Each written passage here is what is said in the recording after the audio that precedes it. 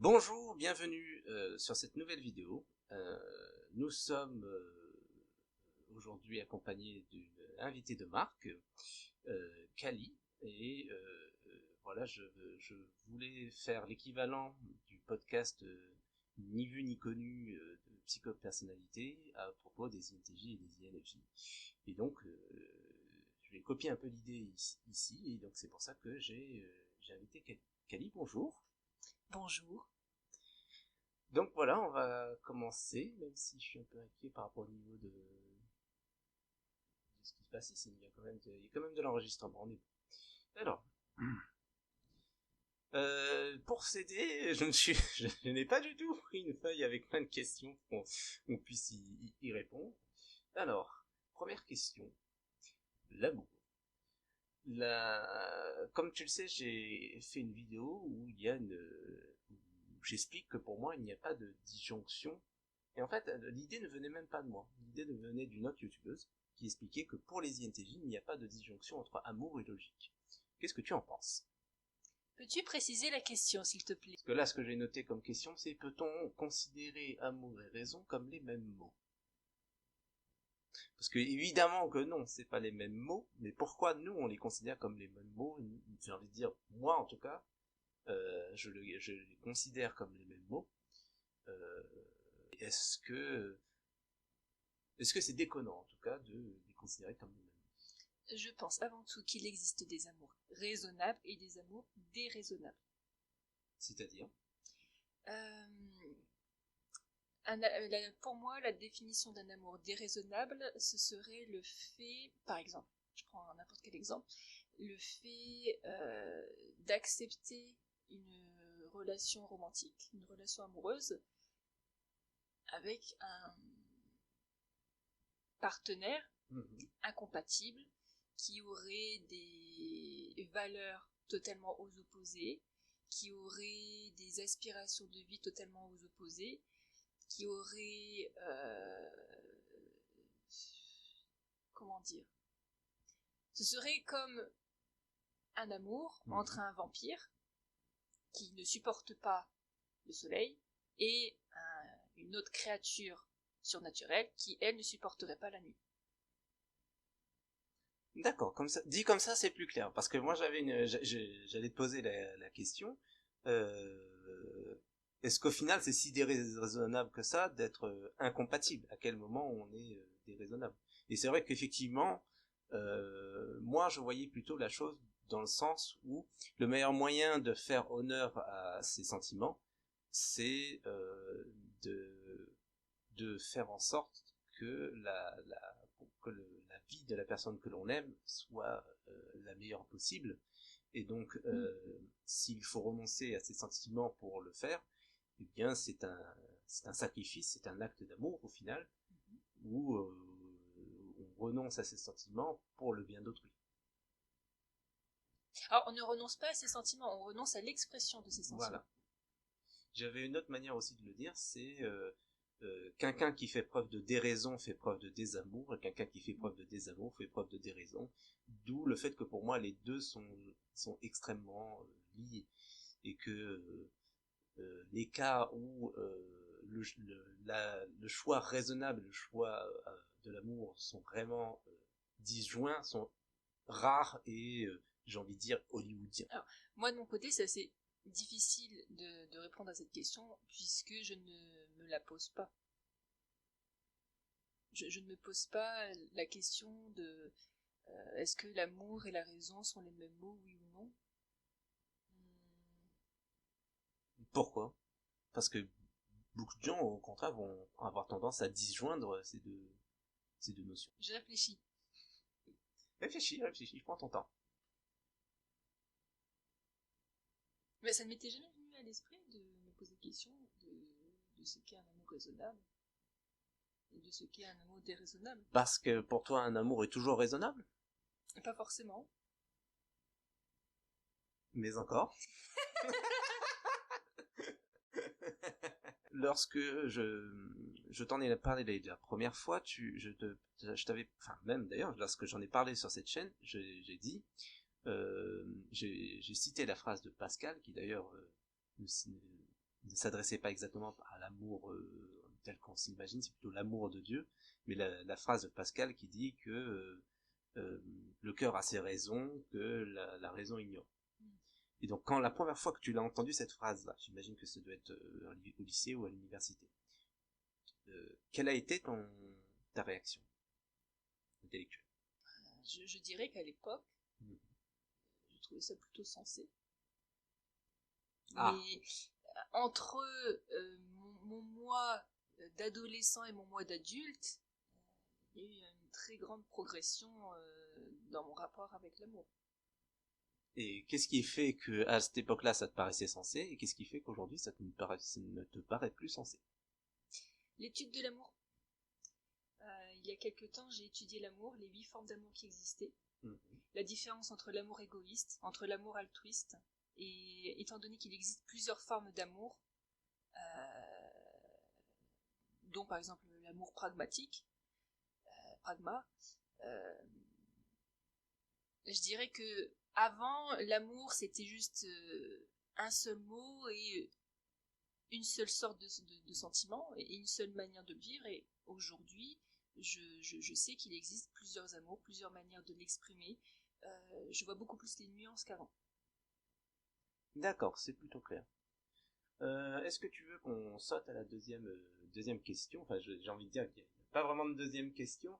Ah. Mais est-ce que ça te dit de débunker quelques conseils de drague moisi qu'on donne? Alors pourquoi je dis drague moisi, hein, parce que comment dire, je ne pensais pas en fait que à 30 ans un jour je me rendrais compte que la quasi-totalité des conseils oh, j'exagère peut-être un peu, mais la plupart des conseils de drague qu'on m'avait donnés sont pas très fiables, et surtout que en fait j'avais créé une vidéo qui s'appelle, je me rappelle plus exactement son nom, mais où je parle pendant 45 minutes de la séduction, et je commence déjà à débunker quelques mythes, et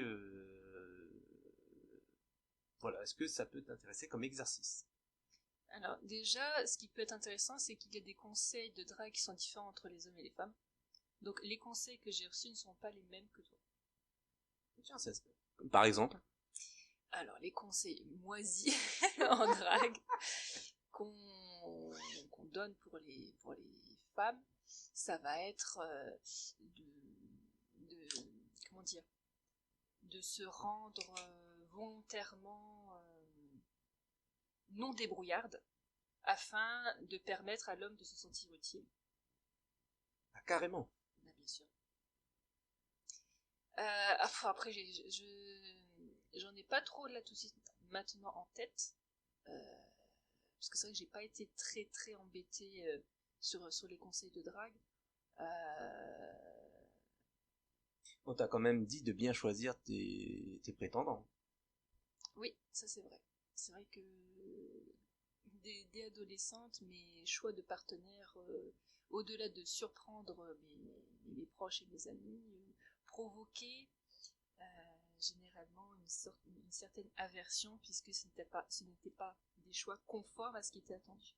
Donc ce qu'on attend d'un bon partenaire et d'un bon parti masculin pour une femme, c'est un homme qui est fort, qui est viril, un homme qui a une certaine beauté esthétique, mais surtout qui donne des avantages sociaux, donc qui possède un beau patrimoine, alors quand on est adolescent, on ne va pas jusque là. Quand on est adolescent, ça va être celui qui ressemble davantage au mauvais garçon, au bad boy, qui a un scooter, qui fait la bagarre avec les autres.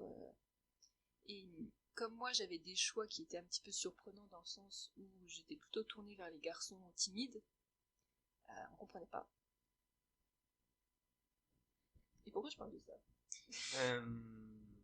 C'est une bonne question, mais c'est parce qu'on parlait des conseils moisis on parlait des conseils moisis de drague, oui. Et que la première chose, c'est effectivement les différences entre les conseils qu'on donne aux garçons et les conseils qu'on donne aux femmes, et que je t'avais dit effectivement que on avait dû te dire de bien choisir ton prétendant, puisqu'en quelque sorte comment dire, on va dire l'ascendant au niveau du choix se trouve côté féminin.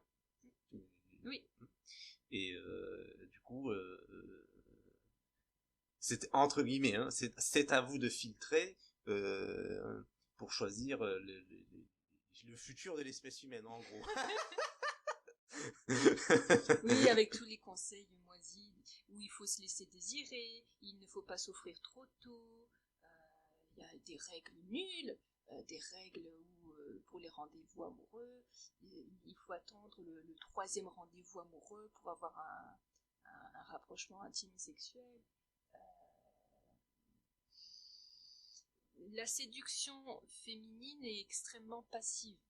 C'est très mal vu pour une femme de draguer, déjà. C'est mal vu pour une femme de séduire, c'est mal vu pour une femme de prendre les devants dans la séduction. Et je sais pas trop d'où ça vient. Je sais juste qu'en Suède, et encore là, c'est selon ma mémoire, donc c'est des informations à vérifier. Mais il me semble que dans certains pays, effectivement, c'est l'inverse. Et du coup, c'est étonnant parce que c'est l'inverse. Tout le monde est là étonné de dire, oh, c'est une culture matriarcale. Et parce qu'en fait, les femmes ont le droit, entre guillemets, enfin, ce n'est pas mal vu pour une femme de séduire et d'être, comment dire, active dans la recherche d'un partenaire. Et sur quoi on pourrait enchaîner là-dessus? Parce que il y avait aussi quelque chose que je voulais te parler. 2 minutes, eh oui. Parce que ce que j'ai écrit sur ma liste. Premier conseil, c'est les filles, entre guillemets, je parle au nom de la personne qui donne un conseil, qui dit, oui, mais les filles aiment ça. Mais en plus, justement, ce qui est bien, là, c'est que je peux te poser la question directement, est-ce que tu as entendu, toi, dans ta jeunesse, des gens qui te disent, les hommes, les garçons aiment ça, tous, et cette espèce de fichue généralité qui consiste à mettre tout le monde dans un même panier et de dire, ah ben les hommes ils aiment ci, les hommes ils aiment ça. Le meilleur moyen pour garder un homme, c'est de le satisfaire au-dessus ou en dessous de la ceinture. Merci bien. Sérieux? Bien sûr, on m'a déjà dit, j'ai beaucoup de personnes, famille et non famille, environ la quarantaine, qui disaient, beaucoup de femmes en plus qui disaient ça, le meilleur moyen pour garder son homme, c'est de le satisfaire au-dessus ou en dessous de la ceinture. Donc soit d'être une bonne cuisinière, soit d'être, je vous laisse compléter la suite. D'accord. Ok. Parce que moi, en fait, ce que j'appréciais pas avec ce conseil, ce serait de dire que les femmes sont toutes les mêmes et aussi toutes les femmes te conviennent. C'est ce qui est quand on me disait ça, moi j'avais immédiatement comment dire, ces deux reproches à faire à mon interlocuteur, qui consistait à dire, mais pourquoi tu me dis que les femmes aiment qu'on soit habillé de telle manière ou pas, je dis n'importe quoi, mais comment tu peux me dire ça, puisque de toute façon tu ne sais pas quel genre de femme j'aimerais, et puis quel genre de femme va m'aimer, comme si n'importe laquelle suffisait. Les cartes Pokémon collectionnées. Ok. Est-ce que tu veux continuer là-dessus ou est-ce que tu veux un autre thème? Sur le fait de débunker les conseils moisis en... Donc là, les conseils moisis en drague... Okay. J'ai juste envie de dire le simple fait d'en parler et avec mon intonation de voix, je pense que ça suffit déjà pour les débunker, c'est juste n'importe quoi. Super, impeccable. Bah écoute, moi je vais garder la plupart de mes points que j'avais gardés sur ce sujet pour une autre vidéo. Je vais en parler bien en détail. Et alors, je vais passer à la suite. Les limites dans les relations, ça c'est très important pour moi. Alors, lorsque j'ai fait ma vidéo à propos de la séduction, j'en avais parlé légèrement. Les émotions qui doivent être remontées dans un couple, entre deux personnes d'un couple, c'est les émotions positives. Et puis, lorsqu'il y a des émotions négatives, si possible, il faut les remonter, selon moi, sous forme d'alerte, dans le sens où une limite a été franchie. Par exemple, imaginons, je sais pas moi, que à partir de 22h, j'ai vraiment besoin de dormir. Je suis claqué, j'ai besoin de ne pas être dérangé, et puis voilà. Imaginons donc que je dise à ma compagne, voilà, à partir de 22h, sauf cas critique, il ne faut pas me déranger. Et que malgré mes demandes, elle le fait à plusieurs reprises pour 3 fois rien, et bien c'est là où celle-ci a franchi une limite, et donc comment dire, moi je vois ça comme un moyen d'avoir une espèce de base en cas de conflit, parce que des conflits il y en aura forcément dans un couple, pour dire voilà, c'est vraiment, déjà ce ne sont pas des caprices, ce sont vraiment des besoins, des besoins vitaux, et c'est ainsi un repère pour savoir si il faut qu'il y ait au moins, au minimum, une discussion sérieuse. Enfin, voilà, je voulais savoir quel était ton avis sur les limites relationnelles, parce que toi aussi tu m'en as parlé, et je voulais savoir aussi, toi, d'où, d'où, d'où est-ce que tu as appris ça? Avec des recherches. Plus fort dans le micro, s'il te plaît. Avec des recherches. Les limites en relation, c'est un point très important que j'ai appris lorsque j'ai réalisé des recherches. Parce que moi je m'intéresse beaucoup à tout ce qui est d'ordre psychologique, tous les sujets en lien avec la psychologie, en lien avec les relations, en lien avec la communication, en lien avec les limites, en lien avec la santé mentale et compagnie, ça m'intéresse énormément. Et ce que j'aime faire, c'est prendre des infos avec différents, donc des articles, des vidéos, des documentaires, tout ce que je peux trouver, et aussi de me renseigner vers le passé, donc comment ça se passait avant, comment les personnes géraient les relations avant, et j'assimile les informations, je les croise entre elles, je filtre, et ensuite je sélectionne celle qui me semble le plus pertinent et le plus fonctionnel pour moi. Et donc, les limites en relation, c'est quelque chose que j'ai appris au niveau de mes recherches, et que j'ai ensuite appliqué dans d'abord mes relations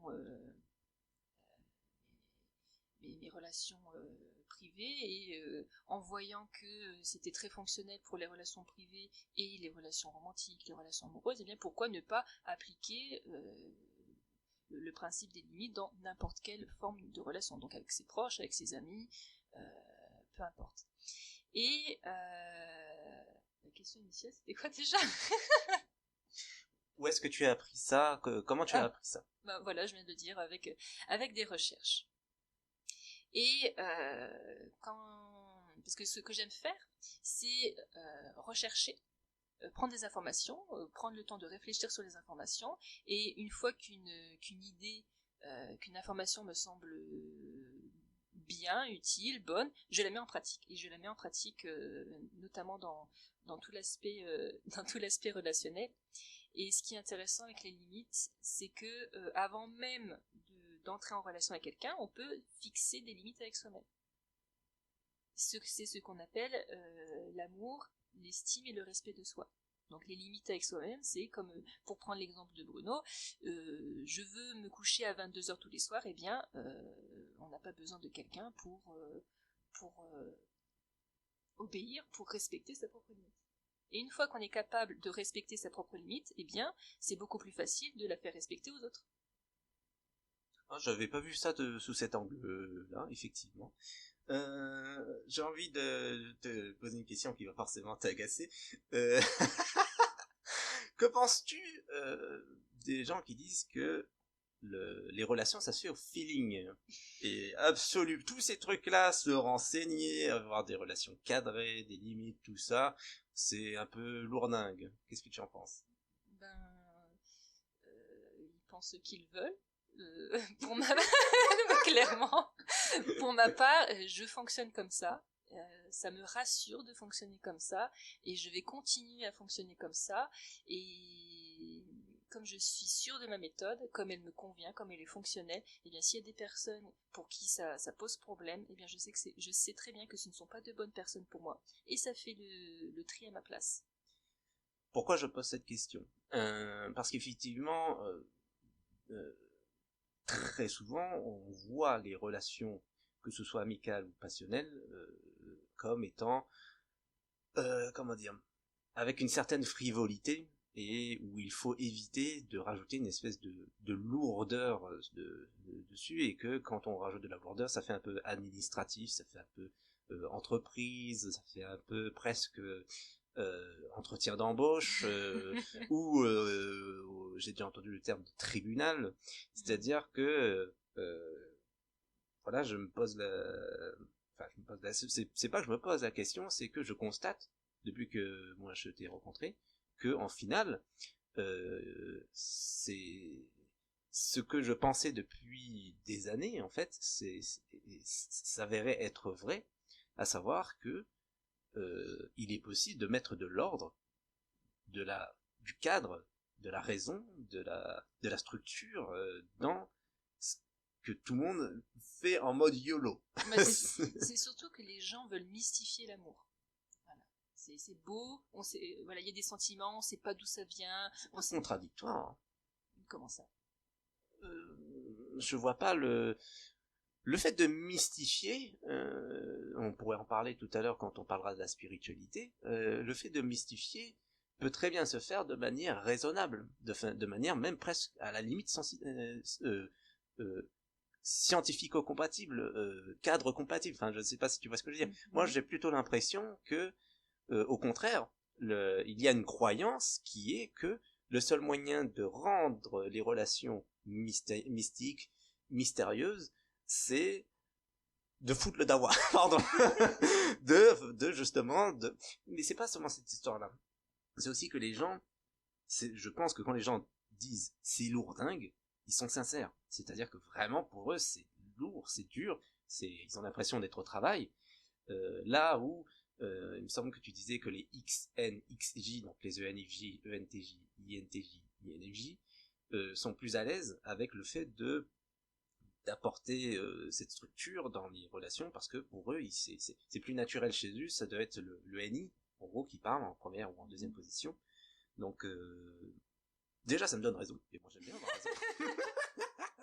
Donc ça me donne raison sur le fait et surtout j'espère que ça donnera raison aux auditeurs qui nous écoutent, qui eux se posaient la question: est-ce qu'il est possible d'avoir des relations cadrée et en même temps mystérieuse, avec ce grain de frivolité, de spontanéité, et de mystère, et même peut-être de spiritualité, qui rend la relation et même la vie plus agréable que s'il était froid et cartésien à 100%. Et même, pour moi, justement, il est possible d'être à la fois cartésien et à la fois on en parlera après quand on parlera de la spiritualité. En voilà. gros, moi je crois, je pense, je sais qu'il est possible de cadrer des relations. Et le fait d'avoir des limites en relation, c'est juste réaliser, j'ai essayé de prendre une image, je réalise un dessin. Je veux dire, je dessine une étoile à 5 branches. C'est le cadre. On n'a pas le droit de dépasser l'étoile à 5 branches. Et ensuite, moi et mon partenaire avons la possibilité de colorier cette étoile avec toutes les couleurs qu'on veut. Le tout, c'est de respecter le cadre. C'est de respecter les limites. Mais des limites en relation, c'est quoi? Des limites, c'est demander le respect, ce qui est censé être normal, ce qui est censé... On est d'accord. j'ai même pas besoin, je ne suis même pas censée je ne suis même pas censée le préciser, mais les limites, c'est demander le respect, de la communication, de la complicité et de la confiance. Là, on a 3 piliers de base, et les limites, ça va être ne me fais pas mal s'il te plaît, ne me frappe pas s'il te plaît, Oui, si c'est- possible, c'est-à-dire que, en gros, les limites, c'est demander le respect de soi, le respect de sa santé physique, mentale, émotionnelle. et surtout que c'est pas censé être difficile. C'est en général les points qu'on met dans nos limites, c'est pas censé être insurmontable, c'est pas censé être conflit d'intérêt. On est bon pour ce point? Oui. Alors, qu'est-ce qu'on pourrait parler d'autre? On pourrait sauter directement sur la spiritualité, comme on vient d'en parler. Même si là, je pense que j'ai un peu plus... vu que quand on a échangé, j'avais un peu plus de choses à dire. Je pense que voilà, c'est plutôt moi qui va parler. Je sais pas si toi, t'as beaucoup de choses à dire à ce sujet. Je te suis D'accord. dans ton podcast. Tu mènes la marche. Je suis derrière toi, je te suis. Très bien. Déjà, est-ce qu'il y a besoin de spiritualité dans une vie? Je pense qu'il y a des personnes qui ont besoin d'une spiritualité, d'autres non. Il y a des personnes qui prennent la vie comme elle vient et qui ne cherchent pas à trouver un sens et qui sont ok avec ça. Il y a des personnes qui vivent et qui ne se posent pas de questions. Ben oui, mais là le problème c'est qu'on n'a pas défini la spiritualité avant. Ah oui. Alors, excusez-moi quelques minutes.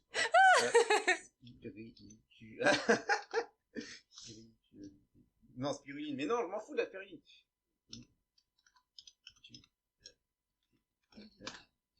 Alors, définition spiritualité, caractère de ce qui est spirituel indépendant de la matière. Croyance et pratique qui concernent la vie, l'âme et la vie spirituelle. Non mais... Voilà. En gros, c'est quoi la spiritualité? Bah, c'est spiritualité. Alors, la notion de spiritualité comporte, Wikipédia, comporte aujourd'hui des acceptions différentes selon le contexte de son usage. Se rattache conventionnellement à la religion, ouais. Perspective de l'être humain en relation avec des êtres supérieurs, Dieu, démons et le salut de l'âme. Donc mais je pense qu'il y a autre chose que la religion. Disons que quand on pense spiritualité, il y a toujours la notion de superstition qui vient avec. La notion de comment dire,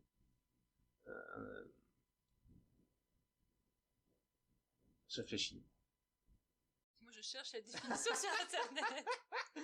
Comment ça on n'est pas organisé? T'es Pour eux la spiritualité c'est ce qui est non matériel. C'est pas mal.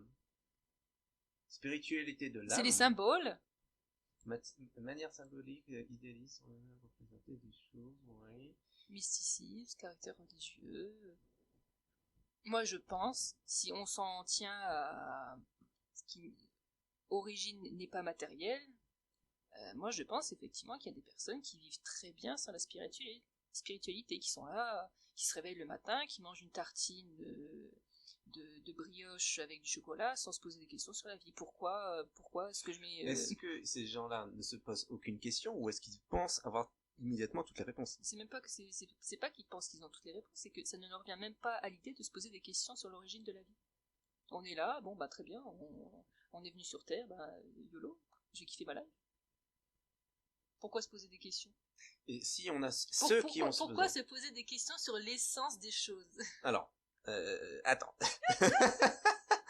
Si ceux qui ont ce besoin, est-ce qu'ils ont tort d'avoir ce besoin? Ben non, puisqu'ils ont besoin de ça. Pourquoi avoir tort d'avoir un besoin si t'en as besoin? Est-ce que t'as tort d'avoir besoin de manger? Ben non, c'est comme ça. Bon, ok, tu m'as eu. Très bien. Mais ce que je voulais dire, c'est que est-ce qu'ils ont tort de satisfaire ce besoin et puis est-ce que c'est réellement un besoin? Est-ce que c'est un caprice? Ou est-ce que c'est une masturbation intellectuelle? Est-ce que c'est... Si tu veux... comment dire? On est dans une société qui essaie de lutter, à sa manière, contre les superstitions. Je suis moi-même quelqu'un de très lié au monde scientifique. Je suis mathématicien, j'ai énormément lu sur le monde du logicisme, de la philosophie analytique. Je suis quelqu'un qui combat la superstition avec férocité. Pourtant, j'ai quand même réussi à trouver un moyen de faire de la spiritualité sans conchier mes principes scientifiques.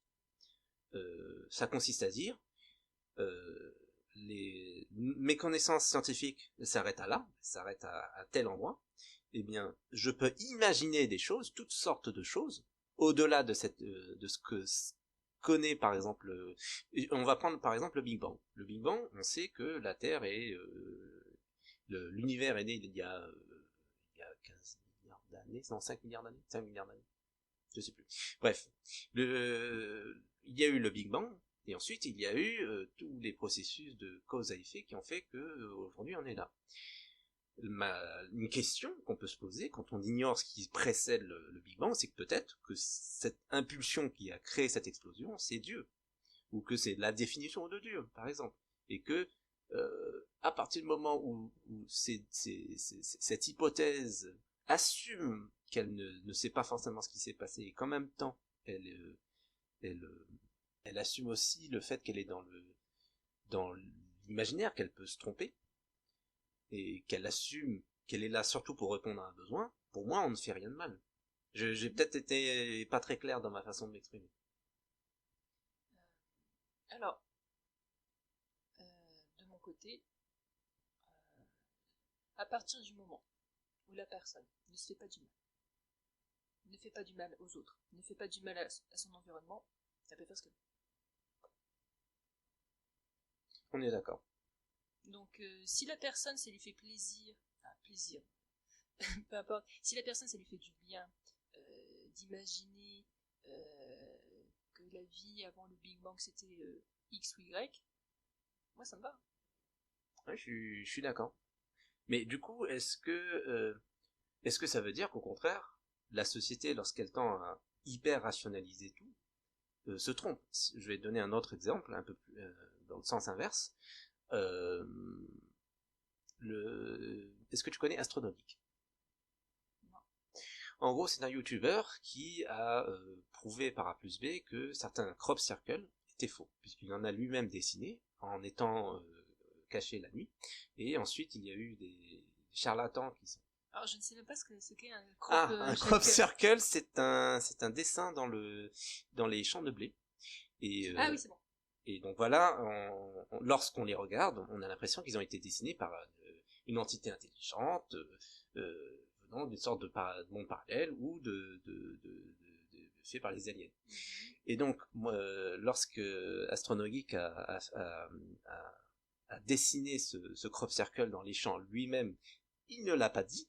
Et ensuite, il y a eu des youtubeurs que je qualifierais facilement de charlatans qui sont arrivés sur ce crop circle en disant qu'ils sentaient des énergies bien particulières, et donc ça a été un moyen pour démontrer que voilà, ils étaient faux. Ça ne veut pas. Et je trouve que la démarche d'Astronogeek a été très bonne dans le sens où à ce moment-là, il a été interrogé par des télévisions, et il a dit à la télévision: je ne suis pas en train de prouver que tous les crop circles sont faits par des humains. J'ai prouvé que ce crop circle a été fait par moi, et que ces gens-là qui sont arrivés sur le crop circle en disant qu'il y avait des énergies, je ne sais quoi, sont faux. Ils ont menti. Ma question à moi, c'est: est-ce que, au final, Astronogeek a été un briseur de rêves? Est-ce qu'on a besoin de ce genre de choses, de crop circle, de vidéos sur les pyramides, des choses comme ça, pour se rassurer, pour se dire voilà, il existe des choses, ou est-ce qu'au contraire, c'était une bonne démarche? Je suis neutre. Mais comment ça, tu es neutre? Non, j'avais une réponse.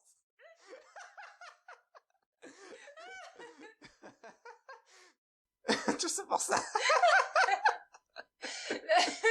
En vrai, je ne peux pas avoir des avis sur tout. J'essaie de me mettre à la place des personnes qui pensaient ressentir des énergies par rapport à ces figures. Moi, je me sentirais bête. Je pense que je me sentirais bête. Je pense que je me sentirais trahie. je me sentirais humiliée, je pourrais avoir une déréalisation. Est-ce que c'est bon ou mauvais? Tout dépend après tout dépend de soi-même. Si toute ma vie tournait autour des crop circles, ça auprès des trucs là, si toute ma vie tournait autour, bah c'est vrai que ce serait dévastateur pour moi et effectivement ce serait une révélation qui serait négative. Bah, en tout cas, j'aime bien ta réponse parce que on sent que c'est au final pas si simple que ça. Et que moi, ce qui me gêne, et qui j'ai l'impression que ça te gêne aussi, c'est que ce serait qu'on tranche. Et on peut pas trancher à la place des personnes. À partir du moment où ça touche l'humain, dire ce qui est bon ou ce qui est mauvais pour l'humain, ça dépend de chaque individu. Il y a des personnes pour qui le fait de connaître la vérité, le fait d'avoir des faits, le fait d'avoir des faits, c'est bon, c'est sain pour eux, et d'autres qui ont besoin de rêver. Je vais rien dire. Il y a aussi quelque chose de très intéressant que tu as dit un petit peu plus tôt. Tu as dit si ça fait de mal à personne, c'est très bien. Et alors je sais plus si j'ai eu l'occasion de le faire sur cette chaîne YouTube. J'ai une définition qui est, j'essaye de la faire la plus mathématique possible du bien et du mal. Et pour moi, la définition du bien, c'est ce qui a un bilan bien, c'est-à-dire qui fait plus de bien que de mal sur le long terme, qui déclenche plus de... Ah si, si je me rappelle très bien, j'ai créé cette vidéo. Et donc, je voulais savoir si pour toi c'était une bonne définition du bien et du mal. Oui. Pour moi, ce qui est bien, c'est ce qui génère le plus de points positifs que de points négatifs. Après, c'est vraiment complexe parce que tout dépend de la situation, tout dépend des implications. Enfin, dire quel est le bien, quel est le mal comme ça, c'est très complexe pour moi. Ok, très bien.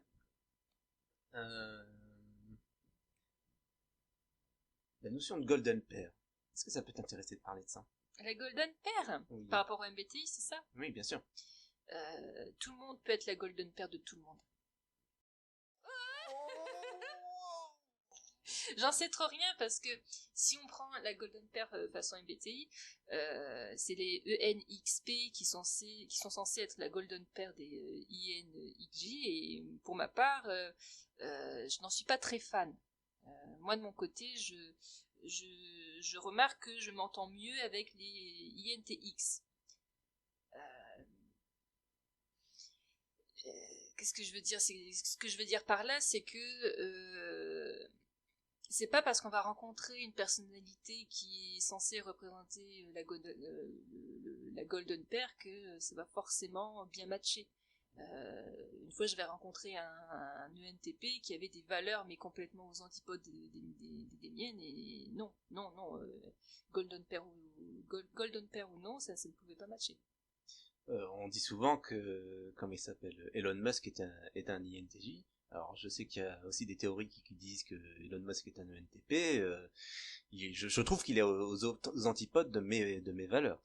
Et effectivement, moi je dirais plutôt, la question c'est est-ce que cette notion est pertinente, parce que j'ai l'impression que t'es passé d'un extrême à un autre.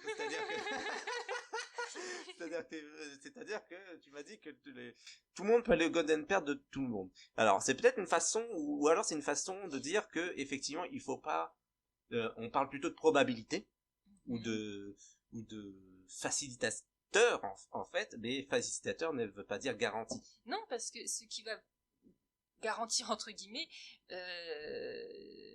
l'appariement entre deux personnes et une relation épanouissante pour les deux, c'est la volonté de relationner. S'il n'y a pas la volonté de relationner, c'est très difficile de construire une relation.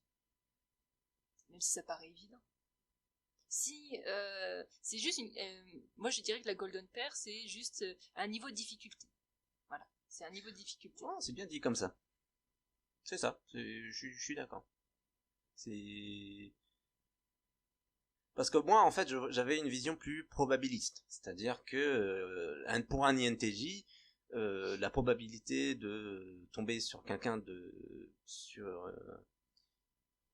qu'est-ce que la définition de sa golden pair, c'est on dit souvent que c'est le NFP et on dit que moi je dirais que c'est la personnalité avec qui il a une probabilité de bien s'entendre et d'être compatible qui est la plus haute. C'est comme ça que je voyais les choses. Ça peut être aussi, on peut voir ça aussi comme un niveau de difficulté, où là c'est le plus facile pour eux deux de s'entendre, même s'il est tout à fait possible qu'ils ne s'entendent pas dans certaines conditions. Je dirais plutôt que c'est la communication. C'est beaucoup plus facile de communiquer avec certains types MBTI que d'autres, puisque il y a des points de convergence ou des points qui se complètent quand on prend les fonctions cognitives. NI et NE se complètent bien, donc ça parle plutôt bien, c'est juste ça. Enfin. Excellente transition, Kali. Puisque là, je lis sur notre liste, invisible bien entendu, la communication. Et en plus, je lis que j'ai écrit les critiques constructives. Alors, il se trouve que tous les INTJ, et même je pense beaucoup de NTJ, ont un gros souci dans leur vie. Enfin, toutes les personnes qui ont TE en première ou en deuxième position ont souvent ce souci d'être vues comme brutes. Très brutes de décoffrage, alors qu'on est là, on se dit, mais je voulais juste t'aider, frérot. Au final, ma question, pour aller directement, c'est comment, bordel de merde, peut-on donner cette preuve d'amour évidente qu'est une critique constructive sans blesser la personne, puisqu'en fait, j'utilise un mème assez connu chez les INTJ où on voit un INTJ qui regarde un papillon et qui se dit « Oh, mais voici une forme d'affection » alors que c'est écrit critique constructive. Je t'écoute.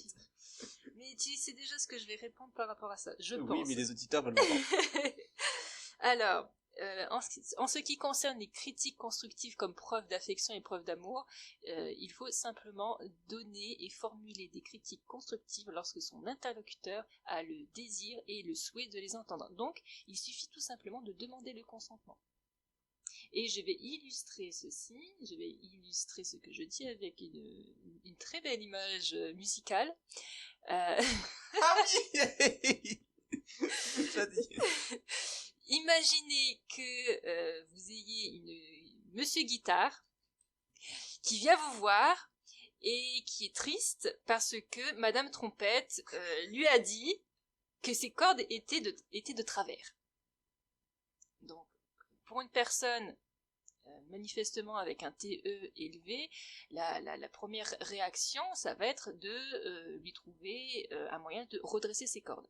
Et lorsque vous lui proposez différents outils pour redresser ses cordes afin qu'elles soient encore plus droites, vous voyez Monsieur Guitare fondre en larmes, mais vraiment, il est en train de pleurer et de vous insulter de personnes sans cœur et de claquer la porte. Et, comment expliquer sa réaction? C'est tout simplement parce que Monsieur Guitare, avez-vous pris le temps de demander à Monsieur Guitare ce qu'il voulait? Avez-vous pris le temps de demander quelle était la problématique originale de Monsieur Guitare? Vous avez supposé que c'était les cordes, mais ce n'était pas ça. Si vous demandez à Monsieur Guitare, d'accord, qu'est-ce qui ne te convient pas, qu'est-ce qui se passe, voilà, qu'est-ce qui se passe, Monsieur Guitare, pourquoi tu pleures, qu'est-ce qui se passe, qu'est-ce qui s'est passé avec Madame Trompette?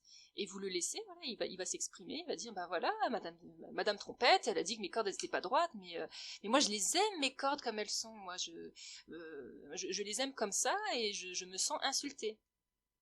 Ah d'accord. Donc là, vous voyez que le problème, c'est pas les cordes, le problème, c'est l'amour-propre de Monsieur Guitare.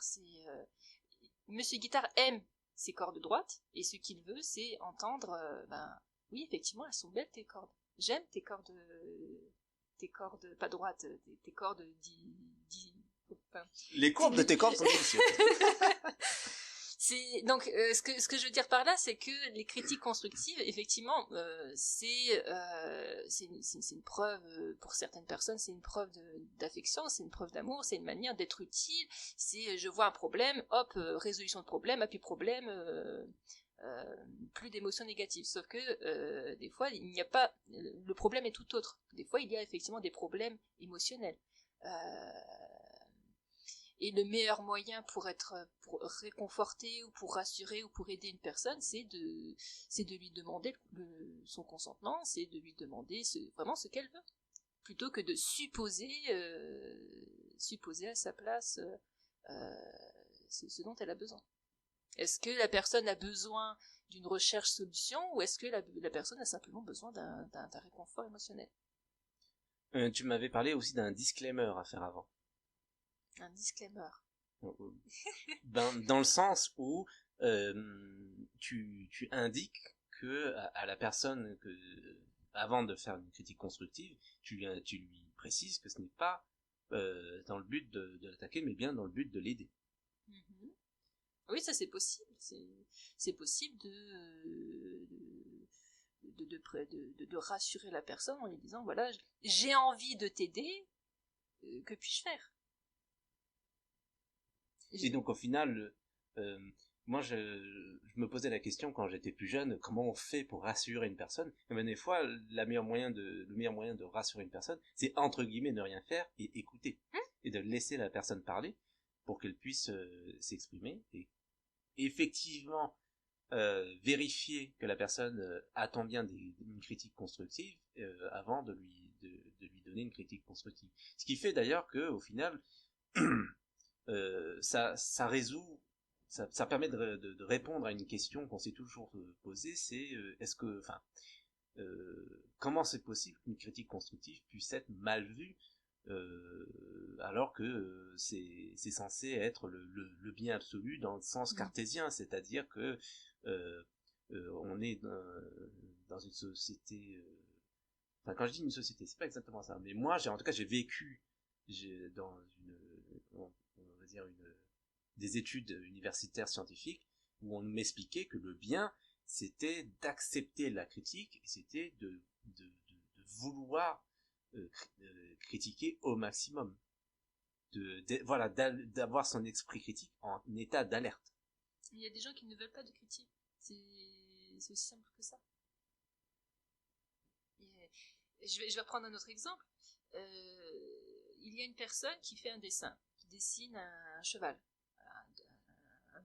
Elle a dessiné un cheval et puis elle est toute contente, elle va vous montrer son dessin et la première réaction que vous allez avoir, ça va être de dire ben voilà, ton cheval il sera plus réussi si tu utilises telle technique de dessin, si tu utilises tel crayon, etc., etc. Mais la personne elle en a rien à faire. Clairement, la personne elle ne veut pas réaliser un beau dessin, elle ne veut pas réaliser un dessin esthétique, elle ne veut pas réaliser un magnifique portrait de cheval avec de très bonnes techniques de dessin. La personne est juste en train de kiffer sa life à dessiner pour le plaisir de dessiner, même si ça ressemble à une patate à la fin, même si son cheval même si son cheval ressemble à une patate avec une crinière, elle est heureuse, elle est en train de kiffer. Et vous êtes en train de briser en gros son plaisir en lui formulant des critiques qu'elle ne désire pas avoir. Quelqu'un qui veut des critiques saura le demander. Est-ce que tu veux qu'on termine là-dessus? On est déjà à 50 minutes et qu'effectivement, on est très bavard et que le téléversement risque d'être très long. Oui, on peut arrêter ici et se retrouver pour la suite une prochaine fois. Très bien, eh bien, écoutez, merci beaucoup de nous avoir entendus. Je vois que tu te caches. Merci beaucoup, Kali. Et je vous souhaite tous un joyeux réveillon, un joyeux Noël et de très bonnes fêtes de fin d'année. Salut à tous et je te laisse dire un petit au revoir aux auditeurs. Oui, aimez-vous et aimez-vous les uns les autres, bordel, et profitez et bye bye. Bye bye.